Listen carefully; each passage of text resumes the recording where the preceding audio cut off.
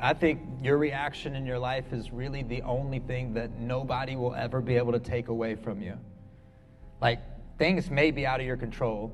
Other people's actions may be out of your control, but what you can control always is your reaction to their actions, your reaction to the overall situation, your reaction. So once I figured out that, because when I was your age, bro, I felt like my life was out of my control. I was like, okay, I'm living underneath somebody else's roof. I got to go to school every day. I'm doing things against my will. Like, everything's out of control. Pain was out of my control. Life was out of my control. And then somebody said, well, you could control your reaction. And once I knew that that was the answer, and that became my daily practice to control my reaction.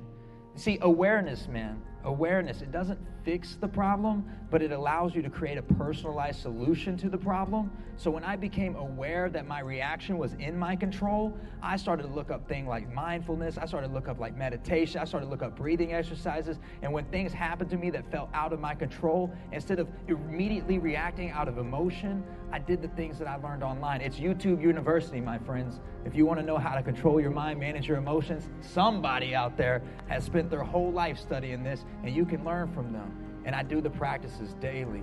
I learned that positive thoughts create new neural pathways in your brain, so they create new connections, and negative thoughts destroy those pathways. So basically, negative thoughts were doing brain damage. They're destroying my positive pathways.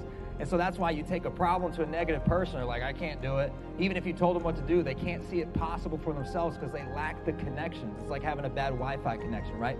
So when I learned that, I was like, anytime something negative happens, if I think negatively, I'm destroying neural pathways in my brain. But then I learned that every 10 seconds, you have a choice to choose a new pathway. So you can turn an I can't to an I can, and it's more powerful than you think because you're creating a new neural pathway when you do it.